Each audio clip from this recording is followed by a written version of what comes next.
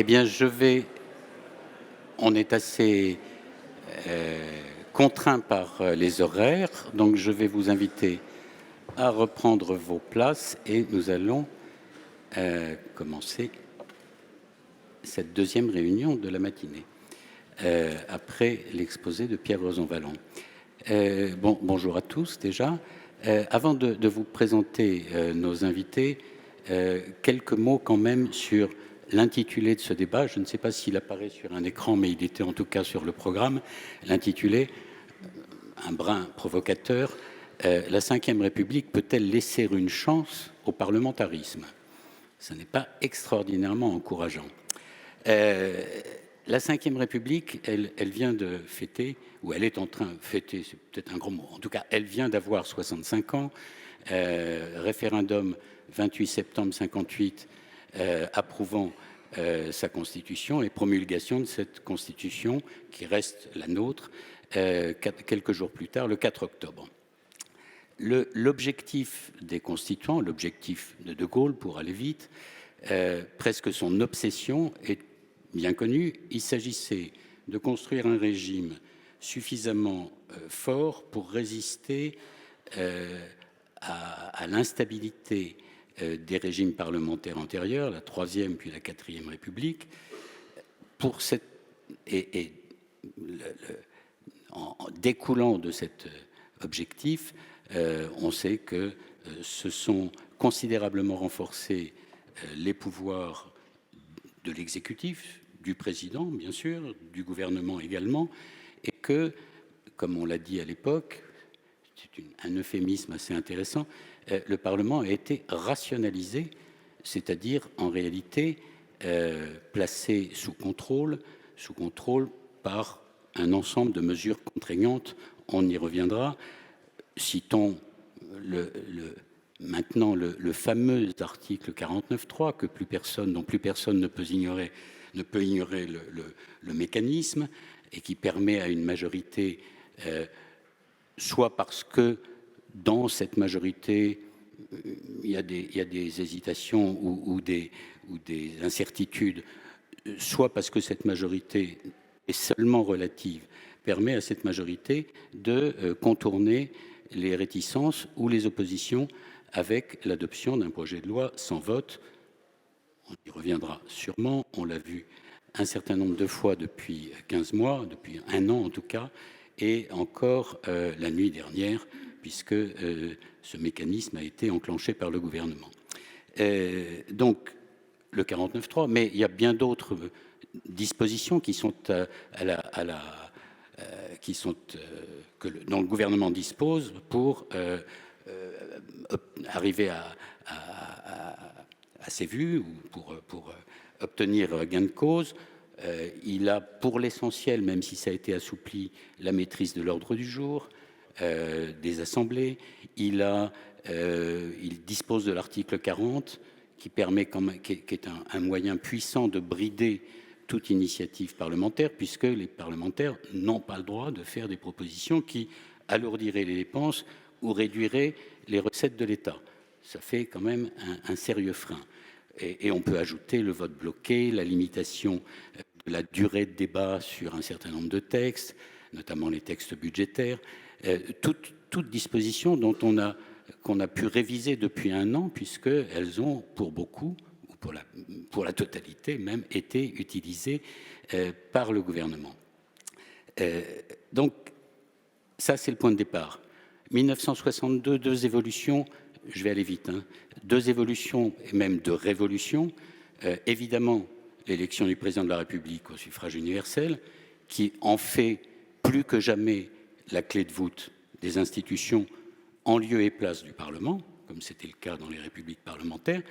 Mais dans la foulée de cette réforme essentielle, il s'est passé une autre chose, c'est que pour la première fois dans toute l'histoire des républiques parlementaires, les gaullistes et leurs alliés ont obtenu la majorité absolue à l'Assemblée nationale. C'est ce qu'on a appelé le fait majoritaire, et ce fait majoritaire a façonné notre vie politique depuis 60 ans. En clair, le gouvernement a pu, depuis 60 ans, quelle que soit sa couleur, usé, parfois abusé, de sa prééminence. Mais il arrive que les Français en décident autrement. Alors ça s'est produit en 1988. François Mitterrand, fraîchement réélu, il lui a manqué une quinzaine de voix à l'Assemblée pour disposer d'une majorité. C'était Michel Rocard qui était le Premier ministre. Et la situation depuis 15 mois, on le sait, depuis les élections législatives de l'an dernier, de 2022, de juin 2022, la situation du gouvernement est encore plus délicate puisqu'il lui manque une quarantaine de voix pour obtenir la majorité absolue et, en quelque sorte, j'allais dire, fonctionner comme d'habitude. Alors, est-ce que la question, au fond, centrale, c'est est-ce que, qui prélude à l'intitulé de ce débat, est-ce que ça a revivifié, revalorisé le Parlement? Oui, indéniablement, si l'on en juge par, comment dire, l'effervescence qui a régné au Palais Bourbon depuis 15 mois. L'effervescence est un mot que je choisis volontairement d'une grande neutralité. Oui, encore la revalorisation, quand on constate que depuis 15 mois, une cinquantaine de textes de projets de loi ont été adoptés par l'Assemblée nationale, notamment par le Parlement, mais en premier lieu par l'Assemblée nationale, ce qui veut dire que sur une cinquantaine de textes, le gouvernement a été amené, obligé de discuter, négocier, délibérer pour chercher à la fois des compromis et un accord. Donc, de ce point de vue-là, la délibération parlementaire a fonctionné. Mais il y a un gros mais. Si le Parlement a été replacé au centre du jeu, les règles du jeu n'ont pas changé.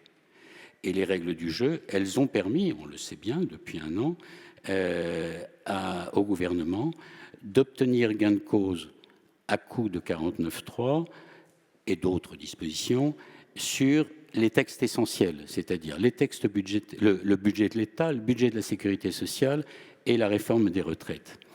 Et si on résume au fond ce paysage global, on peut dire quand un gouvernement, un pouvoir exécutif dispose de la majorité absolue à l'Assemblée, eh bien, le Parlement est plus ou moins réduit à un rôle de chambre d'enregistrement. On peut discuter de la caractère un peu abrupt de la formule, mais c'est quand même comme ça qu'il est perçu.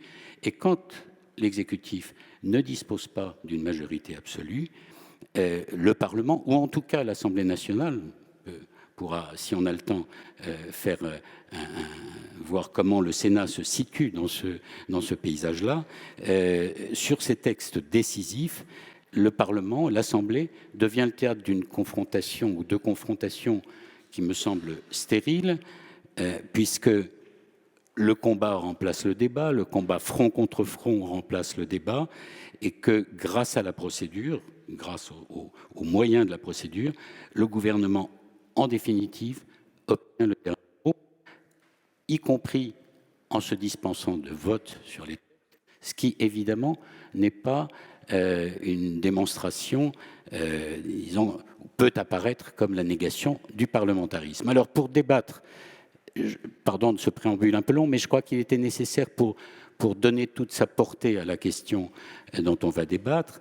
Pour en débattre, nous avons le plaisir d'accueillir Yaël Braun-Pivet, la présidente de l'Assemblée nationale. Vous êtes députée des Yvelines depuis 2017. Vous avez été là, une particularité au fond de votre parcours, c'est que vous avez été nommé ministre au lendemain de la réélection d'Emmanuel Macron, et qu'un mois plus tard, ayant été réélu à l'Assemblée nationale, vous avez fait le choix de l'Assemblée et donc quitté le gouvernement et fait le choix de l'Assemblée, ce qui finalement n'est pas si fréquent que ça.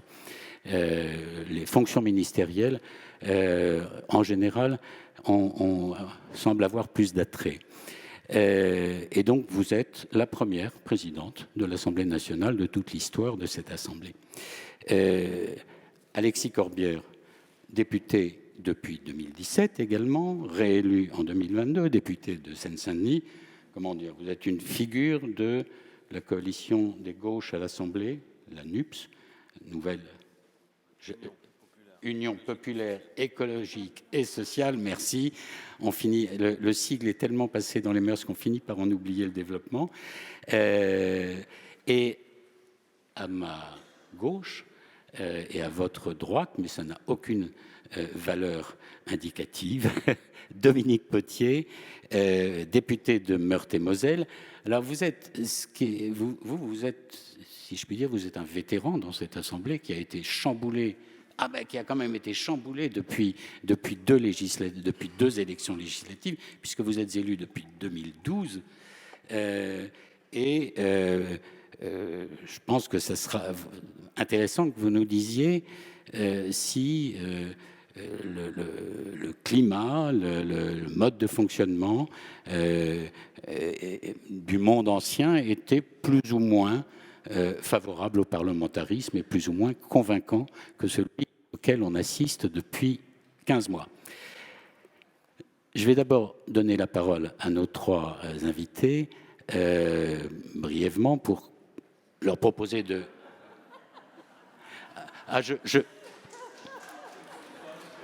Je compte sur la présidente pour limiter le temps de parole. Pour apporter une première réponse un peu globale à la question posée, et puis ensuite nous aurons évidemment un temps de débat entre nous, puis avec vous. Madame la Présidente, comment abordez-vous cette question de la place du parlementarisme dans la Ve République? Portion congrue ou pas? Bonjour à tous, ravi d'être avec vous ici à Nancy. C'est toujours un plaisir parce que pour ceux qui ont regardé un petit peu ma biographie, je suis née ici et c'est ma ville de naissance, ma ville familiale et ma ville de cœur. Donc je suis vraiment formidablement heureuse d'être ici et dans cette magnifique salle. Très heureuse de l'invitation de Thierry parce que c'est important pour moi de parler démocratie et de toujours dialoguer avec mes adversaires politiques, mais qui ne sont pas que des adversaires, qui sont des personnes engagées que les citoyens ont choisies et avec lesquelles j'essaye de travailler au maximum. Et je trouve que c'est très important qu'également les élus, hommes et femmes politiques que nous sommes, ayons des temps d'échange les plus fréquents possibles avec les citoyens, parce que lorsque l'on demande aux citoyens qu'est-ce qu'ils attendent le plus d'un élu, quel qu'il soit, c'est la proximité. Donc, ravie d'être avec vous aujourd'hui. Je ne vais pas être trop longue parce que je pense que ce qui est intéressant, c'est qu'on puisse échanger.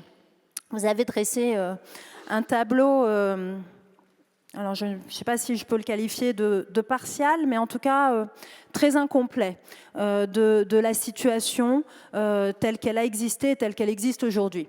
Moi, je suis à la tête d'une Assemblée nationale aujourd'hui, depuis maintenant plus d'1 an, qui fonctionne et qui fonctionne plutôt bien. D'aucuns auraient pensé que, compte tenu de la majorité relative qui était la nôtre et compte tenu de l'éclatement des forces politiques présentes à l'Assemblée nationale, cela ne fonctionnerait pas et que le gouvernement serait contraint d'utiliser le plus souvent possible les outils dont vous avez parlé, monsieur, les outils du parlementarisme rationalisé. Ça n'est pas le cas. Ça n'est pas le cas et depuis 1 an, l'Assemblée nationale a, je crois, retrouvé pleinement sa place dans notre vie démocratique et les parlementaires ont pu se saisir des outils qui leur ont été donnés. Parce qu'on a parlé tout à l'heure, vous avez parlé de la Constitution de 58, de la volonté du général de Gaulle, de rationaliser le Parlement, de corseter la représentation nationale. Il ne faut pas oublier une chose. Il y a eu en 2008 une extrêmement importante réforme portée par Nicolas Sarkozy qui a voulu renforcer les droits du Parlement, renforcer les droits des oppositions. Et à cette réforme de 2008 constitutionnelle, il y a eu juste après, en 2009, une réforme du règlement de l'Assemblée nationale. Cette réforme, elle est importante sous de très nombreux aspects parce que elle a permis de donner beaucoup plus de pouvoir et d'autonomie au Parlement et beaucoup plus de pouvoir aux groupes d'opposition. C'est une réforme, pour vous donner quelques exemples, c'est cette réforme qui prévoit l'ordre du jour partagé Avant, 100% de l'ordre du jour était d'origine gouvernementale. À partir de 2008, la moitié de l'ordre du jour appartient à l'Assemblée nationale, aux parlementaires qui peuvent fixer leur ordre du jour. Cette réforme de 2008 a créé les droits de tirage de commissions d'enquête, c'est-à-dire elle a permis à chaque groupe d'opposition, une fois par an, de solliciter la création d'une commission d'enquête dotée de pouvoirs extraordinaires et de pouvoir enquêter sur des sujets très divers. Il n'y a pas de limitation dans les sujets. Cette réforme de 2008, elle a donné la présidence de la commission des finances à l'opposition. Et la commission des finances est aujourd'hui présidée par un député de la NUPES. Cette réforme de 2008, elle a prévu, et ça c'était quelque chose de très nouveau, de faire en sorte de donner plus de pouvoir aux commissions parlementaires. Et aujourd'hui, le texte qui est examiné dans l'hémicycle n'est plus le texte du gouvernement. C'est le texte des commissions, modifié par le Parlement, par les parlementaires. Donc, et ce ne sont que quelques exemples parmi des dizaines d'exemples. Donc, le Parlement voulu par le général de Gaulle en 1958 n'est pas le Parlement qui existe aujourd'hui, en 2023, qui fonctionne aujourd'hui. Il a évolué, il y a eu un certain nombre de réformes qui ont modifié et qui ont atténué ce qui avait été fait à l'époque pour rationaliser le Parlement. Ça, c'est le premier point que je voulais développer. Le deuxième point, c'est que, évidemment, la place du Parlement et la façon dont se déroulent nos débats évoluent en fonction de la configuration politique. Vous l'avez évoqué, qu'on soit en majorité absolue ou en majorité relative, ça n'est pas la même chose. Que la majorité absolue soit alignée avec le président de la République ou pas, et qu'on soit en période de cohabitation, donc, on n'a pas le même fonctionnement institutionnel. Donc, on a une grande part du fonctionnement et donc de la place de l'Assemblée nationale. Elle résulte fondamentalement des équilibres politiques qui s'y trouvent et qui sont le résultat des élections et donc du choix des Français. Et puis le troisième point qui fait que notre Assemblée n'est finalement jamais la même selon les mandatures et donc n'a pas la même place, c'est nous.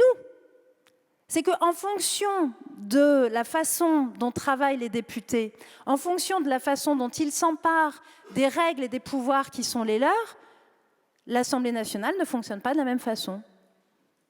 Nous avons une influence sur la place de l'Assemblée nationale, indépendamment de la Constitution, indépendamment du règlement, par notre attitude, par la façon, par exemple, dont on pose les questions au gouvernement, par la façon dont on mène nos commissions d'enquête, par la façon dont on choisit les sujets que nous mettons en débat. Et donc, ce que je voudrais dire, c'est que finalement, à nous de faire en sorte que l'Assemblée nationale ait pleinement sa place dans le cadre de nos institutions. Et ce matin, je lisais quelque chose qui m'a désolée, mais j'en profite puisque j'ai mon cher collègue, j'ai deux chers collègues de la NUPES avec moi. 72% des Français, maintenant, ont une mauvaise image de l'Assemblée nationale. 72% des Français ont une mauvaise image de l'Assemblée nationale en 2023. Pourquoi ? Pas parce qu'on ne produit pas ce qu'on doit produire. On a produit, vous l'avez rappelé, plus de 50 textes de loi, 92 textes ont été adoptés pendant une première mandature. On remplit pleinement nos fonctions constitutionnelles, nous légiférons, nous contrôlons l'action du gouvernement, nous évaluons les politiques publiques. Ça, c'est le fond. Malheureusement, la forme n'y est pas. La forme n'y est pas et je suis la présidente de l'Assemblée nationale qui a le plus sanctionné les parlementaires de toute l'histoire de la Ve République. Je suis la présidente de l'Assemblée nationale qui voit le plus de chahuts organisés, d'invectives, d'injures dans l'hémicycle et qui font que 60% d'entre vous considèrent que l'Assemblée nationale a une mauvaise image. Donc peut-être si nous voulons que l'Assemblée nationale retrouve pleinement sa place au cœur de notre vie démocratique, il y a la Constitution et nous pouvons discuter à l'envi des règles de fixation, de l'ordre du jour, etc. Il y a notre règlement, il est à notre main, mais il y a aussi ce que nous en faisons. Et ça, eh bien, nous en sommes tous comptables. Merci.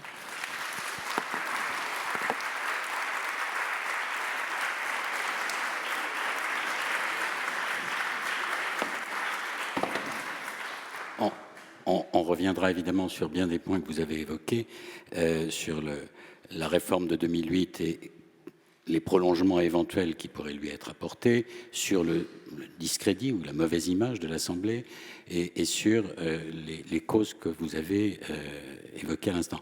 Alexis Corbière, la présidente disait l'Assemblée nationale fonctionne et plutôt bien. Est-ce que c'est votre jugement, votre appréciation? Merci de l'invitation. Merci d'organiser des débats sur la démocratie. Je pense que c'est la question centrale. La conversation du moment dans le pays qui doit se développer, c'est la conversation autour de cette question-là. Je pense que vous aurez compris, je suis un opposant au gouvernement sur les politiques sociales, sur les politiques écologiques, mais je pense que l'antisocial, l'anti-écologique, naît dans l'antidémocratique, est rendu possible par l'antidémocratique. Nous faisons imposer des politiques que le peuple ne veut pas majoritairement, parce qu'un système institutionnel le permet. Donc cette conversation doit avoir lieu, ce n'est pas un à côté. Je le dis à certains de mes amis qui pensent souvent que c'est évidemment dans le combat social, le combat écologique, mais il faut penser la question démocratique. Et pour le dire autrement, je ne crois pas en plus que le grand changement que nous proposons soit seulement de dire qu'il faut mettre à la place, notamment du personnage central de la Ve République actuelle, qui est le président, quelqu'un d'éclairé qui fera mieux. Dans le système institutionnel, nous avons un problème, celui de la relation entre le peuple, entre les représentants et les représentés, qui nourrit en plus des comportements que vous le vouliez ou non, que je vais qualifier sans être pédant, d'un bonapartisme, du personnage qui concentre les pouvoirs. Toute l'idée de la naissance de la République et de la Révolution française, le fil conducteur, c'est la recherche permanente de la lutte contre le pouvoir personnel. Toujours. La République, qu'est-ce que ça veut dire? C'est pas ce que j'entends, c'est pas un arc qui sert à tirer des flèches. La République, c'est l'expression de la souveraineté populaire contre le pouvoir personnel, qui s'est heurté notamment sous la Deuxième République. C'est le problème de la République, que le premier personnage qu'elle élit président, quelques temps après, fait un coup d'État. D'accord? Donc toujours la Troisième République, la Quatrième République, a cherché en sorte de donner des pouvoirs au Parlement et faire en sorte qu'il n'y ait pas quelqu'un qui puisse contester ce pouvoir parlementaire, le pouvoir collectif. Et nous avons un cas particulier qui est né sous la Ve République, dans un moment particulier du pays, né dans une crise civile, presque une guerre civile en raison de la question coloniale et de la guerre d'Algérie, de la personnalité particulière du général de Gaulle, des conditions de son retour qui, je le rappelle, accessoirement sous la menace d'un coup d'État militaire, ça a été oublié, mais 1958, c'est ça les conditions de la naissance, et que fondamentalement beaucoup de Français voulaient que le régime change, car il y avait plus d'1 million de gens qui étaient en conscription, qu'il y avait des morts en Algérie, qu'on voulait que ça s'arrête et qu'on avait l'impression que la personnalité particulière et singulière, en raison de son apport à l'histoire nationale du général de Gaulle, allait régler ça. En gros, le général de Gaulle revenant, aidé par toute une série de gens, pensant d'ailleurs qu'il allait maintenir l'Algérie française, et après faisant un peu l'inverse. Mais donc c'est ça l'histoire de la Ve République, qui se voit en plus, vous l'avez rappelé Gérard Courtois, renforcée dans des traits que même ceux qui l'avaient accepté en 1958 ne voulaient pas, c'est-à-dire la réforme de 1962 qui renforce les pouvoirs du président de la République. Donc je dis que, accessoirement, être contre la Ve République, quand on est de gauche, c'est mon cas, c'est se rappeler que François Mitterrand, le Parti communiste français, vu qu'on est dans la fond ici à l'invitation de Terra Nova et de ce que je vais appeler la grande famille de la deuxième gauche, relisait Pierre Mendès France, ce qu'il dit d'extrêmement virulent contre notamment la Ve République, mais l'élection du président de la République au suffrage direct. Donc cette critique-là, il faut la retrouver parce qu'elle me semble brûlante d'actualité. Il disait confier le pouvoir à un seul, fût-il le meilleur, c'est abdiquer. Et c'est donner une chance inespérée aux mauvais politiciens. Donc il faut se rappeler pourquoi François Mitterrand écrit le coup d'État permanent. On peut trouver le livre excessif, on peut même sourire en disant une fois qu'il a été au pouvoir, d'accord, mais je veux dire, nul ne peut se prévaloir de ce type de turpitude. Moi, je préfère le François Mitterrand qui est très critique sur le pouvoir personnel, plutôt que celui qui nous dit « elles étaient dangereuses avant moi, elles le seront après moi, et durant mon mandat, elles sont bien ». Non, je ne suis pas d'accord avec ça. Alors bref, tout ça pour dire qu'il y a un côté provocateur dans le titre, a dit Gérard Courtois, c'est qu'il y a un point d'interrogation à la fin de la phrase. Parce qu'en réalité, la Ve République, a été conçue pour cadrer le parlementarisme et donner des pouvoirs au président de la République. C'est un régime particulier. Alors on me dit, oui, mais c'est ça que veulent les Français, etc. Il y a un amour de la Ve République. Discutons-en. Quel critère scientifique peut nous permettre d'observer ça? La participation aux élections, elle n'a jamais été aussi basse. Qu'est-ce que ça exprime? Qu'est-ce que ça veut dire? Qu'est-ce que ça veut dire? Que même l'élection du président de la République, qui est le moment, tout le monde l'a compris, où se joue le pouvoir, on a aujourd'hui un président de la République qui, au premier tour de l'élection présidentielle, rassemble à peine 20% des électeurs inscrits et qui, projeté au second tour face à une dame d'extrême droite, amenant à ce que beaucoup de gens votent pour lui, non pas par adhésion sur son programme, mais par rejet pour l'extrême droite, se retrouve encore avec, me semble-t-il, 40% des électeurs inscrits. C'est un sujet. Les élections législatives, parlons-en. Je calculais tout à l'heure, pendant que Pierre Rosanvallon en parlait, la dernière élection de la 4e République législative, 1956. Il y avait à ce moment-là, je crois, 27 millions d'électeurs en France. 27 millions. Aujourd'hui, il y en a 47 millions. Nous avons gagné 20 millions d'électeurs. Eh bien, savez-vous qu'en 1956, le nombre de gens qui sont allés voter aux élections législatives est exactement le même qu'en 2022. Exactement le même. 20 millions de personnes, il y avait 20 millions de personnes en 1956. Alors, Yaël Braun-Pivet, que par ailleurs j'aime bien, dit le problème du Parlement, c'est la faute à l'opposition. Ah ben, pardon, c'est ce que j'ai compris et ce que beaucoup de gens ont compris. C'est parce qu'il y a des gens comme moi qui se comportent mal, hein, et puis voilà. Ok, c'est une explication, elle a le mérite d'une forme d'humour, je dirais presque, mais personnellement, je n'y crois pas. Premièrement, cher Yaël, je ne veux pas faire le malin, et tu le sais très bien, toute l'histoire du parlementarisme nous raconte des histoires beaucoup plus virulentes que des histoires de cravate. Le grand Jaurès, descendant de la tribune que tu présides, a été frappé à coups de poing par un député. Tout le monde raconte qu'à une époque, tiens, je vais raconter une anecdote, où c'était très masculin et où la buvette d'assemblée servait plus d'alcool, les députés, beaucoup plus alcoolisés, s'insultaient, se frappaient, etc. Donc un peu de mémoire historique. Le Parlement a toujours été le lieu, et les gazettes parlementaires nous ont toujours raconté des histoires. Ça n'était pas non plus un modèle. Hein. Non, non, mais exactement. Non, mais c'est pas ça que je suis en train de dire. Mais ce que je veux dire, c'est que quand on connaît... Non, mais vous comprenez ce que je suis en train de raconter, n'est pas dire que c'est bien, mais quand on connaît l'histoire parlementaire, j'aimerais juste que des gens oubliant ou faisant semblant d'oublier l'histoire parlementaire nous disent « on n'a jamais vu ça ». Non, on a déjà vu ça. J'en veux pour preuve Jean-Louis Debré racontant encore récemment que l'Assemblée parlementaire, l'Assemblée, on n'est pas là pour boire le thé, et par définition, au Parlement, on parle. Alors, ça c'est une chose, même si ça ne veut pas dire qu'après, on peut critiquer telle ou telle attitude au sein de l'Assemblée, mais Yaël, je te le dis, il n'est pas vrai que l'Assemblée actuellement offre un spectacle qu'on n'a jamais vu. Ce n'est pas vrai. Et dire ça, je vais te le dire clairement, c'est de l'anti-parlementarisme. C'est faire croire qu'aujourd'hui, le problème de notre démocratie, c'est l'attitude de certains. Ce n'est pas exact. Et je t'invite comme présidente de l'Assemblée nationale à défendre des parlementaires et à ne pas participer à cet agenda présidentiel, me semble-t-il, qui vise à dire le problème, ce n'est pas les pouvoirs du président, non mais c'est le sujet de fond. Je réponds. Ben oui, mais comme tu as pointé ça, et tu as raison, et je t'ai trouvé assez habile, je dis que ça n'est pas vrai. Quel est le problème du Parlement? C'est que notamment, nous avons vu une réforme du temps de travail. C'est fondamental. Allez-vous travailler 2 ans de plus? C'est une discussion. J'accepte l'idée que certains arrivent à convaincre le pays qu'il faut travailler 2 ans de plus pour bénéficier du droit à la retraite. Mais là, le débat qui a eu lieu, je dis débat pour être gentil, c'est limité à une injonction présidentielle qui a dit qu'il souhaitait qu'on travaille 2 ans de plus. J'ai vu des études d'opinion qui ont dit que 93% des actifs n'en voulaient pas. J'ai vu des études d'opinion qui disaient que 75% de la population n'en voulait pas. J'ai vu beaucoup de gens manifester dans le pays. J'ai vu un Parlement qui n'en voulait pas et j'ai vu un texte se faire imposer. Qu'est-ce qu'on en pense de ça? Est-ce qu'on accepte que sur une chose aussi fondamentale qui devrait notamment amener à ce que chaque citoyen se prononce? Moi, je m'incline devant la règle du plus grand nombre et devant un débat démocratique. Mais je dis qu'il est dangereux de laisser s'installer l'idée qu'on peut imposer à un Parlement qui ne veut pas une telle réforme. Le budget, la programmation budgétaire, 18 milliards d'euros d'économie de dépenses publiques dans le budget, 70 milliards jusqu'en 2027. Nous n'en discutons pas. 49.3. Est-ce qu'on accepte les conséquences que cela va avoir? Car tout ça est très concret. Évidemment, vous vous doutez bien que si on fait des économies budgétaires, cela va avoir des conséquences sur nos services publics. Le débat n'a pas lieu. Est-ce que tout cela n'abîme pas et ne ramène pas le Parlement, effectivement, en dernière analyse, à un théâtre? Alors, je me doute, et Yaël Braun-Pivet a raison de dire, bien sûr qu'au Parlement on peut faire des choses, et Dominique Potier va sans doute me critiquer, ou enfin il dira ce qu'il veut d'ailleurs, mais en me disant, il y a des choses à faire. On va lui laisser la parole. Pardon, non mais, je termine parce que nous sommes dans le moment, me semble-t-il, regardons-le. Parce que si on ne le pense pas, ce que je suis en train de dire, cela va dégénérer. Il y a un doute qui s'est installé dans ce pays sur la démocratie.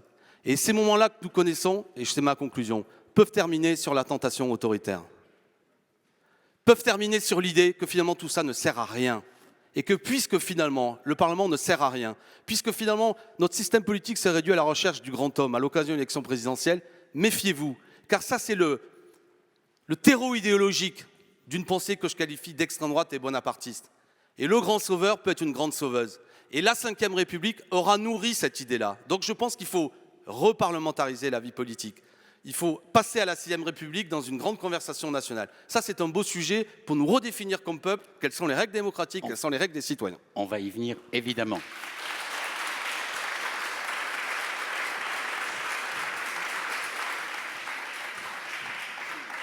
Dominique Potier, Alexis Corbière, vous préjugez que vous ne seriez pas d'accord. Alors, je remercie Alexis de me laisser dire ce que je veux. J'apprécie beaucoup cette liberté. Et je t'en suis gré. Pour l'instant, elle est limitée dans le temps. Bon, les amis, merci pour l'invitation. Bonjour à tous. Et c'est un bonheur d'échanger avec vous. Moi, j'ai envie de commencer pour vider peut-être la controverse qu'a posée avec provocation et audace la présidente de l'Assemblée nationale, Yael. C'est la question de la réputation de l'Assemblée nationale. Je vais vous dire qu'il faut quand même une certaine audace pour présider l'Assemblée nationale et considérer que c'est la faute entièrement des autres et uniquement de l'opposition de gauche s'il y a une dégradation de l'estime de cette Assemblée nationale. Moi, je trouve que pour le moins, un peu d'humilité s'impose.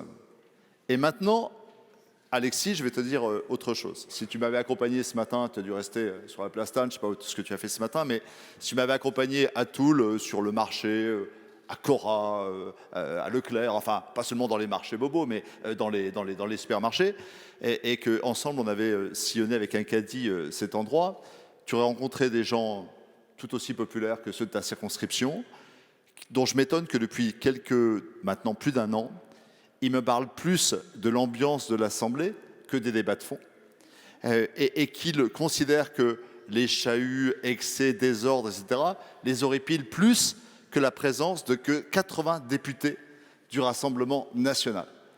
Et ils ne sont pas, c'est pas des personnes d'extrême droite, enfin en tout cas pas tous, quoi. Donc moi je ne peux pas ne pas entendre comme député dans l'Assemblée, et d'autre part comme extrêmement attentif, élu sur ce territoire qui est un territoire populaire, le Toulois à côté, le Saintois, Neuf-Maisons, que la confiance qui m'a été accordée est en décalage avec l'ambiance de ce qu'il voit à l'Assemblée. Et je passe mon temps à expliquer que l'Assemblée, ce n'est pas que ça, que l'image est déformante des questions au gouvernement, des épisodes dramatiques, des excès, etc., sont une infime partie du travail de l'Assemblée, n'empêche que ce message-là est passé et qu'il est profondément destructeur. Et comme si tu citais Pierre Mendès France, que je vénère avec Jacques Delors et quelques autres dans le panthéon de la République de mon cœur, Pierre Mendès France était critique de la Ve République et de ses institutions, mais il disait aussi que la démocratie, c'est d'abord un état d'esprit. Et que cet état d'esprit, là je rejoins Yael, nous en sommes tous dépositaires, la présidente également. Voilà. Donc, parce que les gens du peuple, ils me parlent autant du 49.3 que des excès des uns ou des autres. Ils me parlent autant du 49.3 que des excès des uns et des autres. Les deux les insupportent. Donc si on écoute la décence commune, ce sens qui s'exprime dans les milieux populaires, il faut qu'on l'entende totalement. Le 49.3 heurte la décence commune comme les désordres de l'Assemblée. Moi, je voudrais juste, en préambule à quelques propositions, c'est redire peut-être que ce débat sur le Parlement dans la Ve République, il faut le situer dans un débat de la puissance publique au début du XXIe siècle. Elle est terriblement fragilisée parce que notre souveraineté nationale, la souveraineté de l'expression populaire à travers les représentants de la nation, se situe dans un monde où nous savons que les interactions de la mondialisation sont très peu maîtrisées, qu'on a une panne du multilatéralisme et une panne de l'espérance européenne. Même si ces dernières années, on a vu une renaissance européenne, il y a globalement une panne de l'espérance européenne et une panne du multilatéralisme.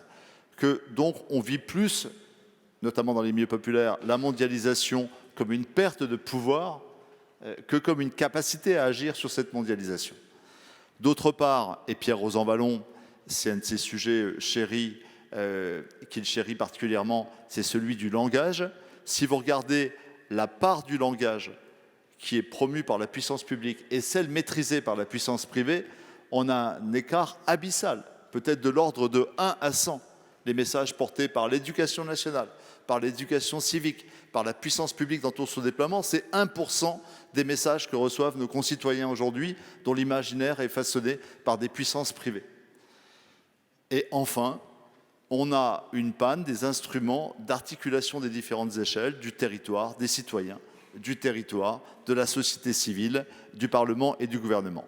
Et c'est dans ce contexte d'extrême fragilité de la puissance publique que nous devons réinterroger la démocratie, qui est la seule garante de la réaffirmation de cette puissance publique pour résoudre les grands défis du XXIe siècle, et notamment ceux de l'Anthropocène, c'est-à-dire notre capacité simplement à survivre comme humanité.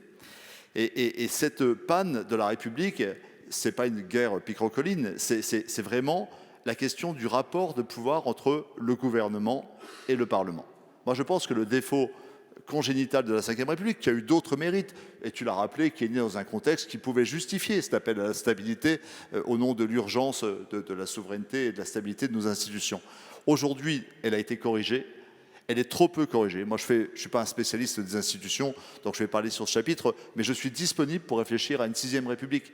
Disponible, peut-être pas tout à fait avec les mêmes attendus que les tiens, Alexis, mais je pense que le régime présidentiel, la question de l'articulation avec les institutions européennes, la question de l'articulation entre la République décentralisée et le pouvoir de l'État mériterait une réforme institutionnelle qui, de facto, on peut tous l'admettre, redonnerait au Parlement une puissance normative bien plus importante qu'il en a aujourd'hui, malgré les efforts qui ont été faits sous les différentes législatures.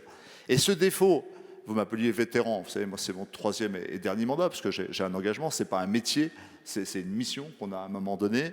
Je peux comparer à une période où il y a une majorité. Il y a une majorité Sarkozy, il y a une majorité... On a connu une majorité Macron à un moment donné. Moi, j'ai vécu la période Hollande en 2012, après avoir... je me suis affronté à Nadine Morano à l'époque et on avait remporté un territoire populaire contre le populisme, certains populismes de droite. On avait montré qu'une politique de gauche pouvait parler au milieu populaire de la 5e circonscription de Meurthe-et-Moselle. C'est ce qu'on a gagné. Et depuis, on n'a pas été bousculé ni par les marcheurs, ni par le Rassemblement national. On a tenu. Et je veux que cette République-là, sociale, écologique, elle tienne demain. C'est tout mon combat de passeur désormais, parce que je ne m'engage pas dans une carrière politique, je veux être un passeur sur ces questions-là. Eh bien, moi je suis persuadé que ce rééquilibrage du Parlement et du gouvernement, c'est d'abord une question de moyens. Les moyens sont dans une distorsion totale. Dans un courrier que Boris Vallaud vous a adressé en août 2022, c'est ça, hein, en 22, vous interrogez les chefs de groupe et le président du groupe socialiste, Boris Vallaud, vous adresse un courrier que j'ai retrouvé. Et d'ailleurs, je me permets la citation. Il décrit la situation actuelle, et c'est tellement beau que je me permets de la donner, cher Gérard Courtois. C'est Eugène Pierre, en 1902, qui parle de la situation du pays aujourd'hui. Écoutez, c'est beau, je ne vais pas le garder pour moi. Lorsque les majorités, petites majorités et absence même de majorité, craignent de voir leur programme disparaître dans une embuscade, lorsque les minorités sont obligées de veiller l'arme au poing pour défendre leurs droits les plus légitimes, le temps se consume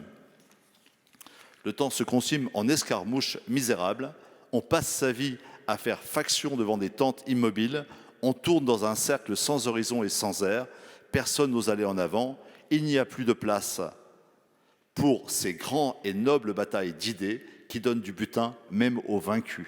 Je crains qu'on n'écrive plus et qu'on ne parle plus tout à fait à l'Assemblée comme l'auteur de ce texte en 1902, mais il dit quelque chose de très fort sur notre impuissance actuelle. Il y a une question de moyens, il y a une question de calendrier, il y a une question d'abus du 49.3, il y a une question d'article 40. On ne va pas rentrer dans la technicité, mais à constitution égale et en jouant sur les règlements, nous pouvons renforcer le pouvoir du Parlement dans l'attente d'une éventuelle 6e République à construire. Et il y avait des propositions très précises. J'en prends une seule, dont découlent beaucoup d'autres choses. Une seule. Boris Vallaud vous dit « Sommes-nous capables d'avoir une vision semestrielle des textes de loi que nous allons examiner ?» J'étais avec le président du Conseil de développement du Grand Nancy ce matin et je lui demandais de me rappeler les propositions du Conseil national du développement, des conseils de développement. nous convenions ensemble que si nous savions à quel moment la loi sur la fin de vie, sur l'immigration, sur l'agriculture allait être programmée, nous serions capables, à 3 mois, à 6 mois, d'organiser sur nos territoires, dans la métropole, dans les territoires voisins, des débats sur le vieillissement, sur la fin de vie, sur les soins palliatifs, sur des questions de société, sur la planification écologique. Nous serions capables de le faire avec la société civile. Si nous étions dotés de moyens supplémentaires, chaque député pourrait faire un travail de mission d'information sur son territoire pour vérifier la réalité des services publics, le déploiement des politiques publiques sur son territoire. Nous aurions de quoi nourrir avec intelligence et moins de posture le débat parlementaire.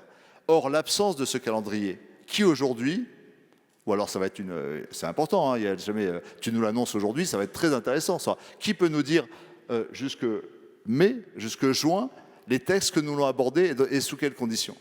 Moi, j'ai été amené hier, en 1 heure, à arbitrer 9 amendements du groupe socialiste sur la loi Le Maire, qui avait été annoncé par Elisabeth Borne 15 jours avant, changé par le président de la République dimanche dernier, le soir des sénatoriales. Il annonce qu'on abandonne le truc sur les carburants. Moi, j'ai commencé à faire des auditions là-dessus, à travailler tout tombe à l'eau, et on repart sur un nouveau texte qu'on apprend il y a 2 jours, sur lequel on a déposé des amendements dans 48 heures, et qui sera examiné. Enfin, on ne peut pas travailler comme ça. La question du calendrier et la question des moyens d'expertise.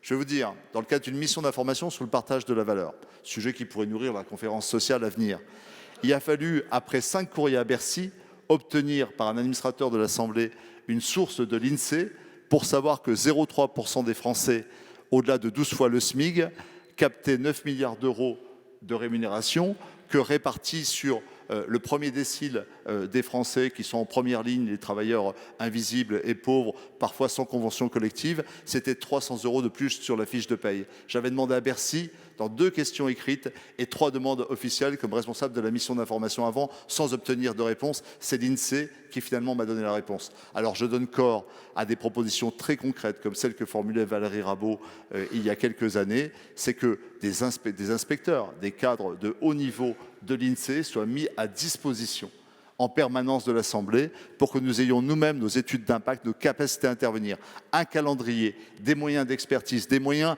de travailler en intelligence avec la société civile. Vous recréez un continuum démocratique qui est sacrément important pour la vitalité de notre démocratie.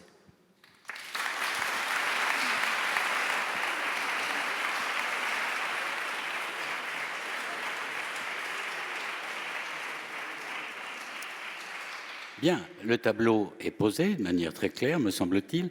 Je voudrais quand même revenir tout de suite sur le chiffre qu'a évoqué Yael Braun-Pivet, sur les 72% de Français qui ont un jugement critique ou négatif sur le Parlement, et notamment sur l'Assemblée. Ça n'est pas le seul indicateur de ce que Pierre Rosanvallon appelait tout à l'heure le désenchantement démocratique. Le premier indicateur, c'est l'effondrement du taux de participation aux législatives. Les 2 dernières, 2017-2022, plus de 50% d'abstention aux élections législatives, jusqu'à 57% au second tour de 2017. C'était autour de 40% dans les années 2000, autour de 30% dans les années 90 et moins de 20% dans les années 70, mais c'était une autre époque. Donc, première chose, et je glisse au passage que quand Alexis Corbière pose la question de la légitimité du président de la République élu, on peut poser la même question de la légitimité des parlementaires élus dans des conditions encore plus, faibles de participation. Et le deuxième indicateur, c'est effectivement, alors moi j'avais le chiffre à l'envers, le baromètre annuel du CEVIPOF, le centre de recherche de Sciences Po, sur la confiance, et effectivement, alors c'est très intéressant parce que depuis une douzaine d'années, à une exception près qui est l'année 2018, les Gilets jaunes, le taux de confiance des Français dans l'Assemblée nationale autour de 38-40%. Et c'était 38% en 2022, l'an dernier. Taux de confiance dans le Sénat, même chose, autour de 40%, et c'était 39% l'an dernier.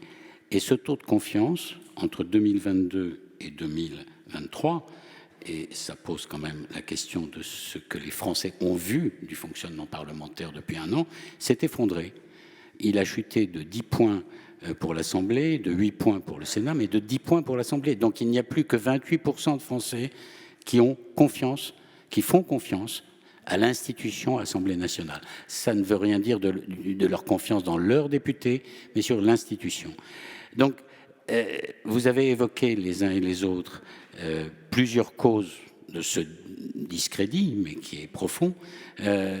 Est-ce qu'on peut en faire la... Je veux dire, vous avez évoqué le chahut, vous avez évoqué...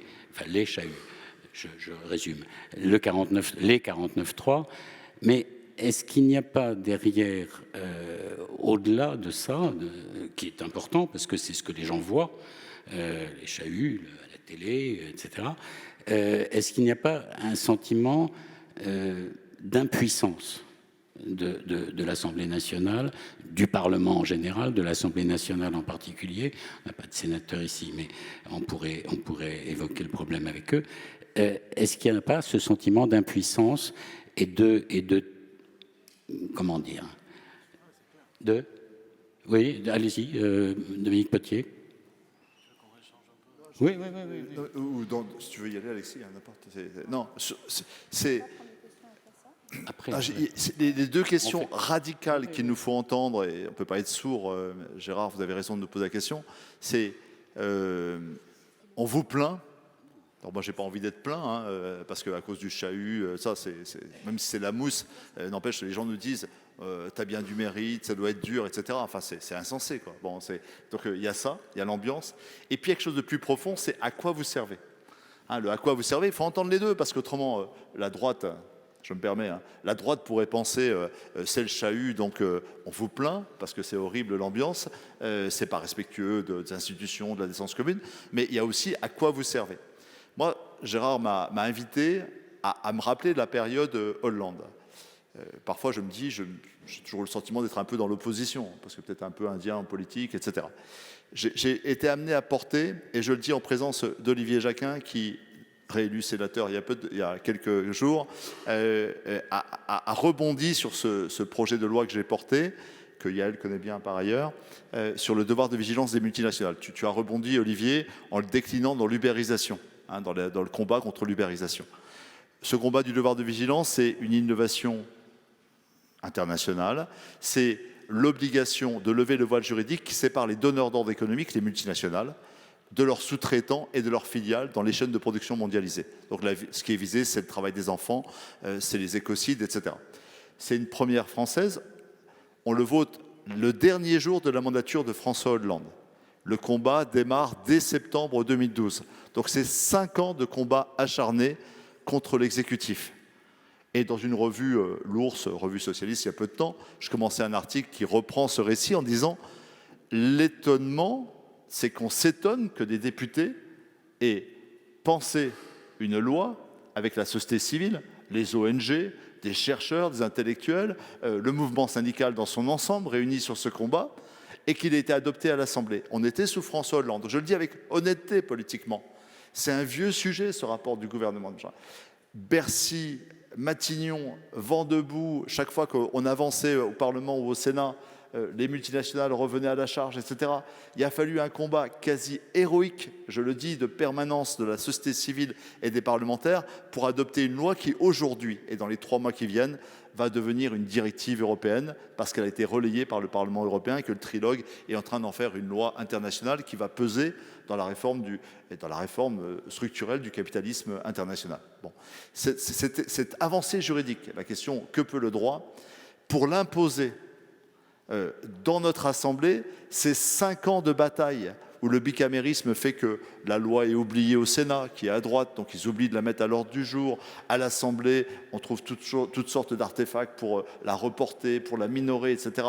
Ça a été un combat héroïque. Aujourd'hui, pour porter des combats significatifs qui touchent à la vie des gens, la concurrence de notre économie par des pratiques déloyales qui font de l'esclavage au bout du monde, les députés, même très organisés, même très volontaires, mettent 5 ans à obtenir ce combat. Et en permanence, il est sous le coup d'un super pouvoir du gouvernement.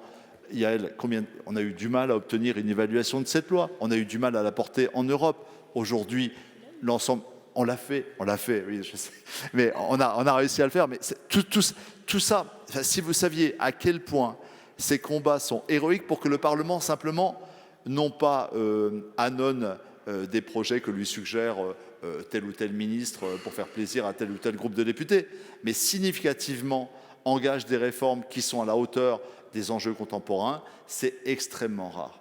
Et donc on n'a pas aujourd'hui, la question à quoi vous servez, elle est bien posée, sauf dans des conditions très rares, nous n'influons pas sur le cours de la vie du monde et des gens de façon significative, parce que le rapport de force avec le gouvernement est totalement déséquilibré. Madame la Présidente.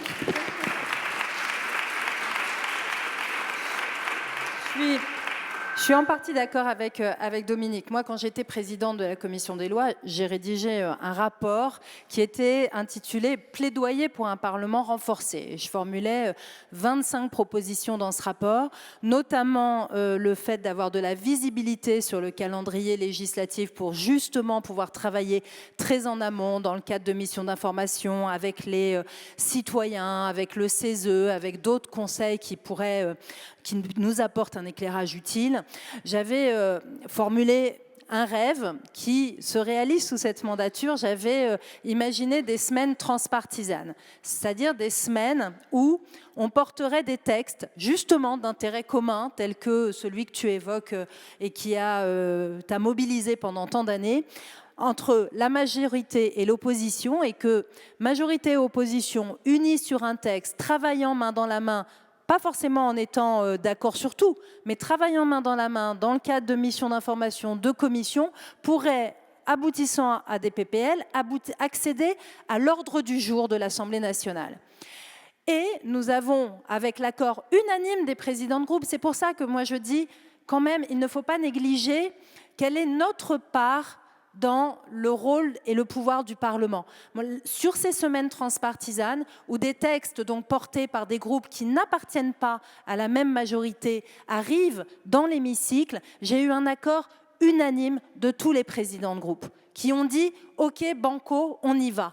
Et ça a marché, et ça permet d'adopter des lois ou des propositions de résolution à l'unanimité de l'Assemblée nationale. Donc moi, je te rejoins, Dominique, aussi, quand tu dis, je me bats pour dire l'Assemblée nationale, ça n'est pas que le bazar ni le 49.3. C'est aussi plein d'autres choses que nous pouvons imaginer.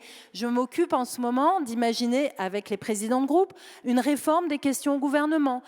J'ai entamé une réflexion sur les semaines de contrôle pour qu'elles soient plus efficiente. Nous pouvons avoir un dialogue avec le gouvernement sur la prévisibilité de nos textes, avoir plus de délai entre le moment où le texte arrive en Conseil des ministres et le moment où nous l'examinons. Plus de prise en considération de nos propositions. Et ça marche. Aujourd'hui, j'ai regardé les chiffres avant de venir sur cette première année. Vous savez que l'initiative parlementaire, sur cette première année, a doublé. Nous avons, sur cette première année, doublé le nombre de propositions de loi qui ont été adoptées au Parlement. Doublé. Et en même temps, nous avons réduit de moitié le nombre de projets de loi, c'est-à-dire d'initiatives gouvernementales.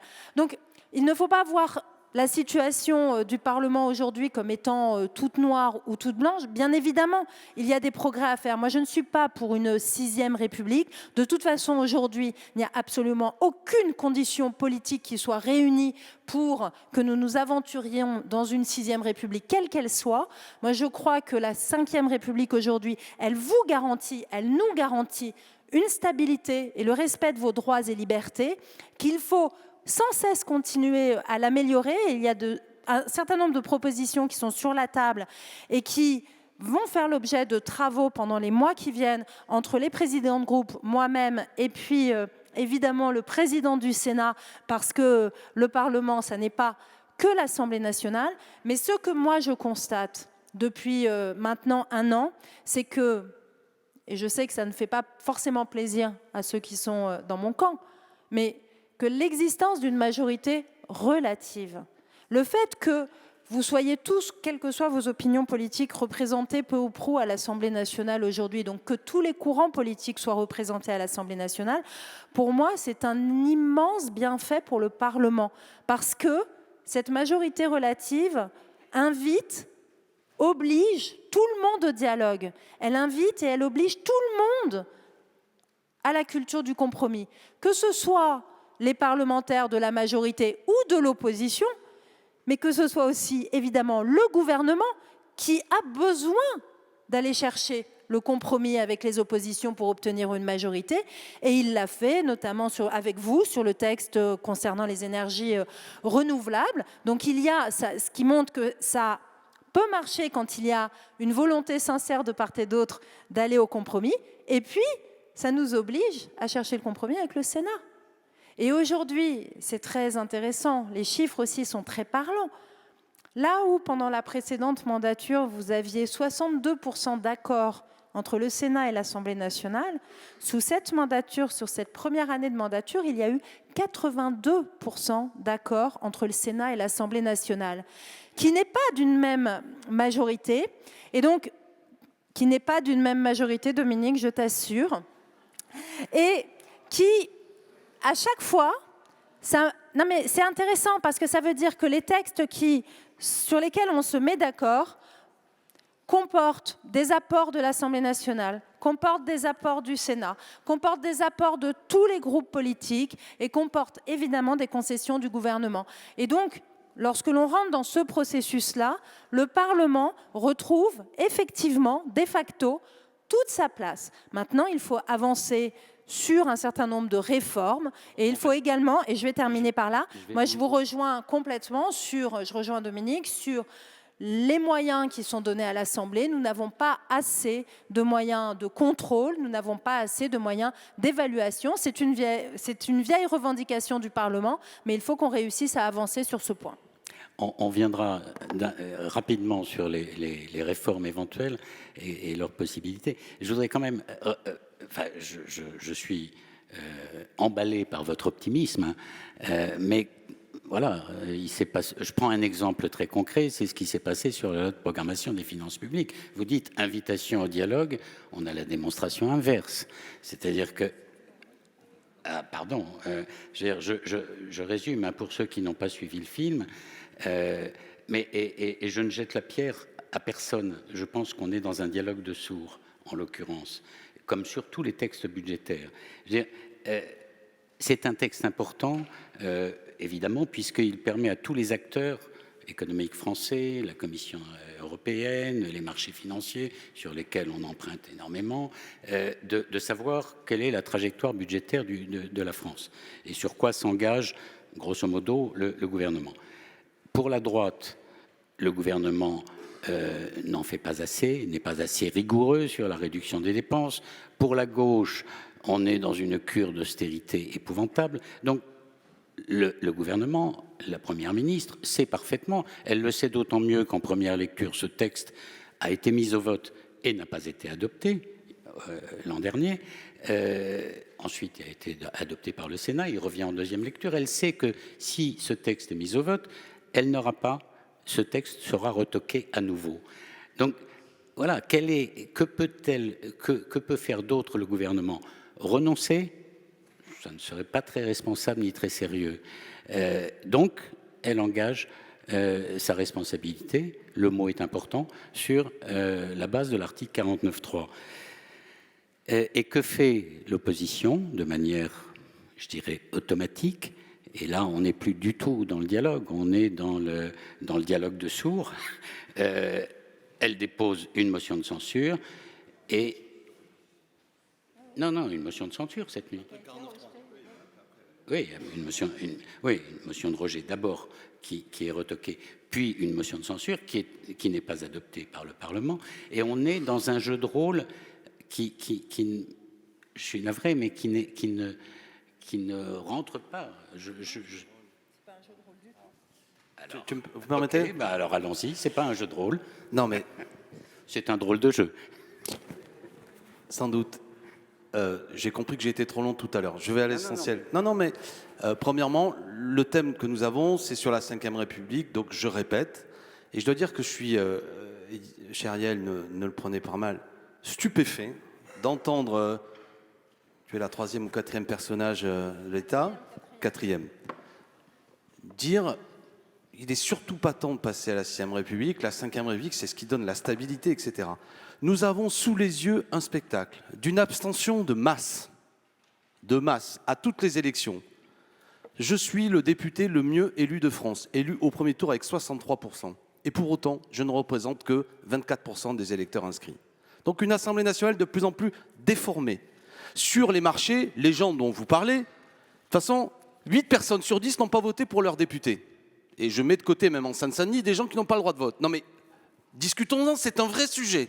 C'est-à-dire que je suis législateur, vous êtes tournés tous les trois. D'abord, les gens n'ont pas voté pour leur député parce qu'ils ne vont plus voter. Est-ce qu'on peut parler de ça? Non mais oui, bien sûr. Ça, c'est un élément de dégénérescence, cette crise, qui montre que ça ne fonctionne plus. Sauf si, évidemment, comme on est l'élu, on dit bah, « ça fonctionne, la preuve, je suis élu ».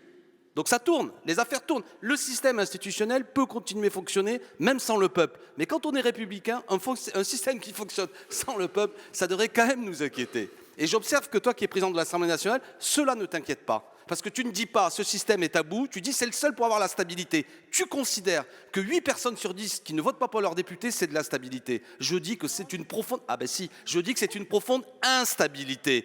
Instabilité qu'il est fou de ne pas voir. Parce que de cette instabilité, de ce dégoût, monte dans le pays une colère sourde, qui évidemment se porte contre les élus. Certains élus de petites communes se font agresser, et tout ça est l'expression de quelque chose de puissant, sur lequel ça n'est que par un travail de refondation politique, de savoir quelles sont nos règles, comment le peuple a la parole, comment, je reprends la formulation magnifique de Pierre Rosanvallon, comment le citoyen n'est pas un intermittent de la démocratie. C'est ça qu'il faut penser. Oui, mais ça, c'est pas la 5e République. Alexis Corbière, Donc, je voudrais qu'on vienne sur le dialogue de sourds, parce que mais c'est justement, ça que les Français voient. J'y venais. Donc la conversation sur la 6e République, nous, la NUPES, on a fait un groupe de travail 6e République piloté par toute une série de députés. C'est la conversation. Il va y avoir des auditions citoyennes dans le pays. Et bravo Terra Nova de faire ce boulot, parce qu'il faut qu'on parle de ça. Et je comprends à partir de là, Dominique et tout ça, que moi, en plus, il faut évidemment qu'on n'a pas la même vision de ce dont on parle. Là-dessus, y compris dans la salle, s'il y a des gens qui votent Marine Le Pen, qui votent droite, c'est passionnant qu'on n'ait pas la même vision. Ça m'intéresse. Moi, je peux défendre l'idée de référendum d'initiative citoyenne, du droit de révoquer les élus, et je peux comprendre que des gens soient sur d'autres propositions. Mais discutons-en. La pire des choses serait de dire il ne faut pas en discuter parce que c'est le seul système stable que nous avons sous les yeux. Donc, gros travail. Ensuite, je réponds à Gérard Courtois, qui a raison, parce que, pardon Yael, on fait tous de la politique, mais on a voté. Là, le texte qui a été imposé par 49.3 a été d'abord rejeté il y a 1 an, lorsque la première programmation. C'est-à-dire que l'Assemblée nationale a rejeté cette programmation budgétaire. Pour autant, nous avons eu des discussions à l'occasion des débats budgétaires où, par exemple, on avait voté 12 milliards. Il y a une majorité à l'Assemblée, 12 milliards pour la rénovation thermique, par exemple. On a voté 3 milliards pour le rail. Eh bien, le 49.3 a empêché que ça se mette en œuvre. Ce que je veux dire, c'est que l'Assemblée, quand elle travaille, il y a des majorités qui se font sur des sujets. Et pour autant, le problème du 49.3 n'est pas que, comme Corbière est un hirsute et un dingue, il faut qu'Elisabeth Borne remette du calme dans cette classe pleine de chahuts. C'est que c'est un texte qui impose quelque chose qu'une majorité de gens à l'Assemblée ne veulent pas. C'est pour ça que le coup des députés chahuteurs, je veux bien, mais ça fait écran au fait qu'il y a souvent des majorités que la présidente devrait d'ailleurs défendre et dire à la première ministre, madame la première ministre, ce que vous faites n'est pas correct. Cette majorité a décidé, par exemple, 12 milliards pour la rénovation thermique cet été avec les chaleurs qu'on a eues, ça aurait pu être utile. Et cet hiver, sans doute, qu'on va en avoir besoin. Donc, le problème, c'est des débats de fond. Au bout d'un moment, le consensus, et moi, je veux bien. Personnellement, je n'arriverai jamais à un consensus pour dire qu'il faut faire 18 milliards d'euros d'économie d'argent public. Je ne suis pas d'accord. Je pense qu'à l'inverse, il y a toute une série d'autres types d'économies qui sont faits par des baisses fiscales, notamment dans des grands groupes. Bon, là-dessus, bon sang, une démocratie, c'est pas le consensus. Le consensus, c'est un truc qui n'est pas démocratique. Une démocratie, c'est comment on régule des désaccords et comment une majorité se dégage sur certains sujets. Donc, c'est pas tout à fait la même chose, parce que le consensus, c'est la non-discussion et c'est l'enfumage, bien souvent. Donc, ce qui amène le 49.3, c'est qu'il y a quelque chose qui a eu lieu d'exceptionnel pour la première fois dans l'histoire de la Ve République, c'est que le gouvernement est minoritaire. C'est que... Pas la première fois. Oui, mais ça avait amené une cohabitation. Mais pour la première fois... Non. Rocard et Mitterrand. Oui, mais l'a dit... Mais Rocard, il passe un accord avec un groupe politique et il met en place un gouvernement qui a une majorité à l'Assemblée nationale qui a une majorité à l'Assemblée nationale, je rappelle, et qui, par moment, parce que dans cette majorité, il y avait à la fois, j'ai oublié leur nom, des centristes et aussi le Parti communiste qui participait au gouvernement, sur certains sujets parfois. Restons sur l'actualité, on ne va pas refaire l'histoire. Oui, mais pardon Gérard, tu me coupes la parole, mais il n'y a pas de majorité à l'heure actuelle, ça n'est pas comparable à la situation de Michel Rocard. Si. Non, enfin, me semble-t-il. Mais bon, il lui manquait 15 voix, il en manque 40 au gouvernement actuel. C'est comparable de ce point de vue-là. Et Michel Rocard a utilisé, je ne sais plus, 28 fois, je crois, le 49.3. Bon, mais... mais là, on est déjà à 1 an et on va en arriver sans doute à 25 fois. Mais okay. Et quand même, allez, puisque tu veux... Moi, je ne défends pas un âge d'or, c'est pas ça ce que je suis en train de dire. Je suis en train de vous dire, regardons que ce système, pour toute une série de raisons, et une évolution de la vie politique, une tripolarisation de la vie politique, doit nous amener à repenser tout ça pour arriver à ce que... Qu'est-ce que c'est qui nous intéresse? C'est pas une... Là, je trouve que depuis le début, et c'est un peu normal, on discute beaucoup les élus. La question centrale, c'est le citoyen. Comment le citoyen, là-dedans, il se dit que tout ça n'est pas un monde qui s'éloigne de lui, comment il arrive à avoir non pas seulement des possibilités de contrôle, d'intervention. Je pense qu'en plus, la vie politique, avec les réseaux sociaux, etc., fait que le citoyen peut être beaucoup plus... Cet œil démocratique dont nous parlait Pierre Rosanvallon, je pense qu'on peut l'avoir encore plus, pas seulement par le moniteur parlementaire de 1789. Donc ça, c'est intéressant. Donc, vous voyez, on peut avoir quelque chose qui amène à ce que le citoyen n'est pas un personnage en culotte courte démocratique entre deux élections, quelqu'un qui intervient, quelqu'un qui contrôle, quelqu'un qui éventuellement révoque, et en finir, parce que depuis le début, c'est l'éléphant absent de la conversation, avec les pouvoirs du président de la République. Nous avons un personnage qui impose au Parlement et qui, par ailleurs, prend la parole sur beaucoup de sujets en donnant son opinion sur des choses qui ne sont pas débattues à l'Assemblée nationale. C'est assez sidérant et j'ai un peu de peine. J'arrête, mais que... Non, parce que je voudrais qu'on donne la parole aux citoyens précisément. Et le citoyen... Tu es gentil, Gérard. Non, parce qu'il nous reste un quart d'heure, un peu plus d'un quart d'heure. Et j'aimerais bien que, puisque le citoyen est invoqué, que le citoyen s'exprime. Donc, allez-y. Il y a des questions à gauche, ici peut-être. Une première question. Allô, bonjour à tous et à toutes. Je me présente, je m'appelle Gauthier Dardenne et je suis membre du Conseil national de la jeunesse. Donc tout simplement, c'est une organisation de jeunesse prenant part aux réflexions publiques. Donc déjà au nom du CNJ, j'aimerais remercier déjà vous, Gérard Courtois, pour votre animation. Et je remercie également Terra Nova pour son invitation au CNJ à prendre part à la place de la démocratie pendant ces 3 jours. Et je voudrais juste par ailleurs, car je pense qu'il est important, vous faire savoir que pendant 3 semaines au CNJ, nous avons justement préparé avec ses membres un hackathon. Donc un hackathon, qu'est-ce que c'est? C'est tout simplement un groupe de réflexion, jeunes ici en l'occurrence, afin de traiter justement, comme c'est l'occasion, des thèmes proposés par Terra Nova, notamment si la Ve République peut-elle laisser une place au parlementarisme. Et à l'issue de ces réflexions, je dois vous avouer que c'est une autre question qui est apparue au nom de ces réflexions-là. Et donc, moi, je me permets justement de vous la poser, à vous, chers invités. Le problème n'est-il pas le manque de représentativité des représentants plutôt que le parlementarisme? Voilà, merci. Waouh, belle question. Qui ose s'aventurer dans la réponse? Il y a le bon pivet. Oui. Évidemment, moi je suis... Je rebondis 3 secondes sur ce que disait Alexis, simplement pour dire que moi, depuis que je fais de la politique, je veux absolument replacer le citoyen au cœur de la politique. Et donc, je suis une fervente défenseur de tous les processus de délibération, de participation citoyenne. Je plaide pour un recours beaucoup plus fréquent au référendum. J'ai beaucoup de réflexions sur le sujet, mais le sujet de notre table ronde aujourd'hui, c'était le Parlement et l'Assemblée nationale, et c'est évidemment la raison pour laquelle je ne suis pas allée sur ce terrain-là. Maintenant, un autre point, c'est que l'abstention, évidemment, elle touche le Parlement.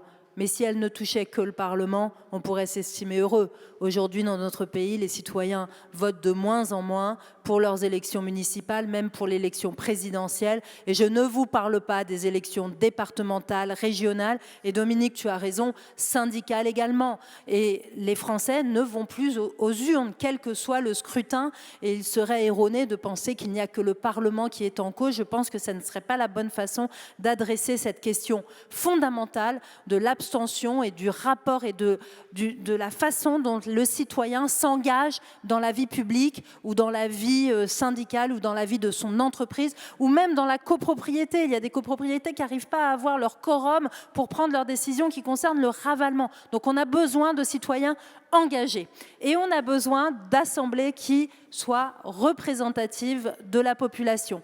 On a fait des progrès, et j'en suis le reflet, sur la représentativité de l'Assemblée nationale en termes de femmes. On partait de loin. Et année après année, les femmes sont entrées en vie politique. Et vous l'avez rappelé, je suis la première à présider l'Assemblée nationale. Et donc les femmes ont investi, grâce à des lois, les conseils municipaux, les conseils départementaux, les conseils régionaux, le Sénat, l'Assemblée nationale. On me disait qu'à la suite de l'élection au Sénat, là, il y a 40% de sénatrices. Donc la représentativité homme-femme, on n'y est pas encore à la parité, mais on y arrive. On a deux défauts de représentativité qu'il me semble il faut corriger. D'une part, la représentativité politique. Les Français, avec le scrutin majoritaire, sont qu'imparfaitement représentés à l'Assemblée nationale. Et je pense qu'il faudrait faire évoluer notre mode de scrutin pour aller vers faire de la proportionnelle, mais pas de proportionnelle intégrale. Moi, je suis plutôt une adepte d'une forte dose de proportionnelle pour avoir une meilleure représentation. Et puis, il y a la représentativité sociale. On a malheureusement encore aujourd'hui une représentation sociale de l'Assemblée qui ne correspond pas à celle de la société. Et là, il faut inlassablement plaider pour l'engagement, parce qu'on a besoin de tous pour pouvoir agir et avoir le plus de légitimité possible, mais aussi pour pouvoir bien délibérer. Parce que si on délibère entre nous, qui peut-être sommes issus de certains milieux, certaines professions notamment, il y a des professions qui sont surreprésentées à l'Assemblée nationale, eh bien je pense qu'on délibère imparfaitement. Et que plus on arrivera à une représentation de l'Assemblée qui corresponde à la société actuelle, en ce qu'elle comporte des jeunes aussi, on a insuffisamment de jeunes à l'Assemblée nationale, eh bien, je crois qu'on avancera sur le bon chemin. Donc une Assemblée nationale imparfaitement représentative de la société française, évidemment. Tu veux rajouter quelque chose, Dominique ? Non, je voudrais qu'on prenne d'autres questions pour diversifier le débat. Il y avait des questions au premier rang, au deuxième rang, là, devant. S'il y a un micro qui peut se promener... je vous en prie. Merci beaucoup pour cette respiration démocratique. Une observation et une proposition. Je suis sénateur de Meurthe-et-Moselle, fraîchement réélu, et je sors de campagne électorale dans laquelle personne, contrairement à celle de 2017, n'a remis en question le Sénat. En 2017, j'avais un certain nombre de questions qui m'étaient posées là-dessus, donc il y a une évolution importante. Manière de rappeler à votre questionnement que la Ve République est profondément bicamérale. Et la proposition est la suivante. J'ai été, comme jeune parlementaire, profondément scotché par la qualité délibérative de la Convention citoyenne pour le climat et celle pour la fin de vie. Et ma proposition, c'est la suivante. Pourquoi le Parlement ne commanderait pas des conventions citoyennes en posant la question et en ne laissant pas seulement Jupiter poser la question et récupérer le débat de manière un peu médiatique pour nourrir son propre débat et aller plus loin et dépasser la problématique qu'a le Parlement d'être des fois un peu embringué par les corps constitués et certains lobbies. Je vous remercie. Merci. Je passerai volontiers la parole à Dominique Potier qui parlait tout à l'heure de la question de l'expertise. Est-ce que la démocratie délibérative et participative, par exemple des conventions citoyennes, est un moyen d'alimenter et de renforcer l'expertise parlementaire ? Je rejoins la proposition d'Olivier Jacquin sans problème. La question, c'est comment est-ce qu'on n'instrumentalise pas ces conventions citoyennes. C'est le traitement qu'on a fait de la Convention climat en leur disant vous allez faire la loi, puis après on va prendre ce qu'on veut, etc. Enfin, moi je trouvais qu'il y avait une grande démagogie à dire c'est à 150 citoyens réunis même pendant X jours qu'ils allaient faire la loi. C'est une négation de la démocratie représentative et de ce qu'est un processus d'élaboration de la loi. J'avais moi-même réuni à Sion c'est le hasard, hein, à peu près le même nombre de citoyens sur un petit week-end avec des experts, ils ont produit à peu près les mêmes propositions. Mais jamais je leur ai dit, ce que vous faites, c'est la loi qui va être votée in fine, parce que la loi, elle tient compte des budgets, des contraintes européennes, elle tient compte des principes de réalité que n'ont pas intégré des citoyens sur un temps court d'élaboration de principes. Donc je crois qu'il faut multiplier ces exercices-là. Moi, je m'intéresse simplement, Olivier, à la question de qui paye et qui commande. La Convention citoyenne, c'est beaucoup d'argent. Cet argent-là, s'il avait été donné au Conseil de développement, à leur structuration dans tous les territoires et à des garanties démocratiques telles que la Convention nationale du débat le permet, peut-être qu'on aurait eu un continuum démocratique et une sorte d'évaluation permanente et de capacité prospective des citoyens. Donc la question de l'instrumentalisation et de qui mène ça, enfin, je ne voudrais pas qu'on ait une démocratie McKinsey, quoi. Il faut que clairement on soit sur des processus élaborés démocratiquement, territorialement, dans une diversité sociologique. Je suis d'accord avec toi, Yael, qui manque, c'est le point manquant des progrès de la Cinquième République. Et s'il y a ce défaut de représentation sociologique qu'on retrouverait dans la démocratie participative si nous n'y prenions garde, c'est parce qu'il manque un élément clé dans notre société qui n'a pas été évoqué jusqu'à présent. C'est la question de l'éducation à la vie civique et de l'engagement politique. Aujourd'hui, c'est plutôt les élites des classes moyennes supérieures. Moi, combien de fois on me demande quelle école tu as fait pour être député? Et aux gamins, je leur dis à chaque fois, j'étais au lycée agricole de Pixrécourt et j'étais dans un mouvement d'éducation populaire. Voilà, donc ça, et il manque l'élément mouvement d'éducation populaire. On n'est pas obligé de passer par Sciences Po, d'être avocat pour être député, bien évidemment.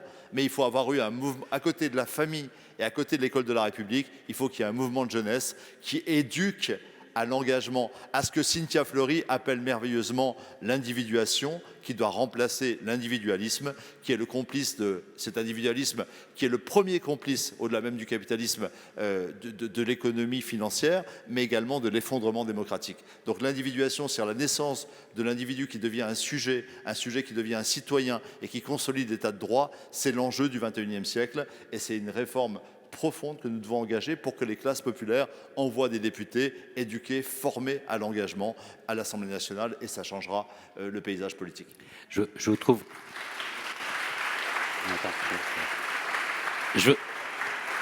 Je vous trouve sévère avec les conventions citoyennes, qui me paraissent quand même être un apprentissage de la fabrique de la loi utile, mais on prolongera ce débat sans doute avec Thierry Pech, qui connaît ça beaucoup mieux que moi. Il y avait une autre question, je vous donne la parole, hein, Alexis. Une autre question au deuxième rang. Oui, bonsoir, merci beaucoup pour ces échanges. Moi, j'aimerais réagir sur un propos qui, en tant que citoyen un peu alerte, m'a vraiment choqué et j'aimerais avoir quelques éclaircissements de votre part, Monsieur Corbière, sur justement le fait que vous pensiez que une politique de consensus soit une politique d'enfumage, selon vos propos, parce que, en tant que citoyen, quand j'allume la télé et que je regarde LCP, franchement, j'ai l'impression d'avoir une cour de récré avec une majorité, le doigt sur la couture, qui vote et une opposition qui s'oppose en bloc. Et quand je regarde dans les pays voisins, je vois par exemple à 100 km d'ici un Luxembourg où ils ont une majorité relative et de ce fait, ils ont du coup un gouvernement de coalition. En Allemagne, où ils ont également un gouvernement de coalition, où justement il y a une politique en fait de compromis et qui permet d'inclure le plus possible l'ensemble des citoyens et l'ensemble des opinions politiques des concitoyens. Et aujourd'hui, justement, je pense qu'il y a aussi un malaise, et je pense que c'est aussi lié peut-être au fait que peu de gens vont voter aujourd'hui, c'est qu'aujourd'hui, en tant qu'électeur, j'ai l'impression qu'il n'y a plus aucune politique de consensus dans ce pays, où tout le monde se regarde, mais personne ne s'écoute. Et vos propos m'ont particulièrement choqué, et j'aimerais, s'il vous plaît, que nous ayons quelques éclaircissements sur ce sujet. Alexis Corbière. Merci de la question. Alors déjà, je m'excuse si je vous ai choqué. Le consensus et le compromis, c'est pas la même chose. La démocratie, c'est quoi? C'est que vous, moi, nous tous, nous cherchons à comprendre le monde et nous recherchons quel est l'intérêt général. Et fort heureusement, nous ne sommes pas nécessairement d'accord. D'accord? Donc la démocratie, c'est comment on régule le désaccord. Il arrive par moment qu'on arrive à passer des compromis, on n'est pas totalement d'accord, pour éventuellement faire une majorité. Mais imaginez un consensus dans une société, tous d'accord sur un sujet, ça peut arriver exceptionnellement, mais c'est une manière en vérité, souvent, d'amener au plus petit commun dénominateur, voire même, tel que ça a été dit, de nier où est le désaccord politique. Je répète, par exemple, je ne suis pas d'accord et je ne ferai aucun consensus avec l'idée que les Français doivent travailler plus longtemps. C'est mon droit, d'accord? On peut passer des heures à en discuter, je ne serai pas d'accord. Je ne pense pas qu'aujourd'hui, nous sommes dans une société, je parle en France, où on peut demander à nos concitoyens de travailler plus longtemps. Comment on règle ça au bout d'un moment? On peut dire « Ah mais Corbière, vous êtes excessif, vous vous opposez tout le temps ». Oui, je m'oppose. Et en l'occurrence, les gens qui m'ont élu parce que j'ai dit clairement sur mon programme que pour ma part, je suis pour en plus le retour à la retraite à 60 ans. Ce que je veux dire, c'est que est-ce qu'on peut éviter à partir de là de dire « Ah mais vous ne cherchez pas le consensus ». Non, sur ce sujet-là, je ne le recherche pas. Par contre, je cherche à ce que, éventuellement, le peuple puisse s'exprimer pour savoir qui a raison. Moi, je m'incline toujours devant, à partir du moment où le consentement à l'autorité, à partir du moment où il y a un vote et une délibération citoyenne, il n'y a pas de souci. Par contre, j'accepte pas l'idée qu'au moment on ne permet pas à la souveraineté populaire de s'exprimer, voire même on profite de quelques coups d'éclat à l'Assemblée nationale pour justifier ce qui devrait plus vous choquer, si je puis me permettre, vous avez parfaitement raison de me critiquer, le fait qu'à un moment donné, un personnage arrive et dit 49.3, les députés ne votent plus. Ça, c'est choquant. Ça, c'est extrêmement violent. Extrêmement violent.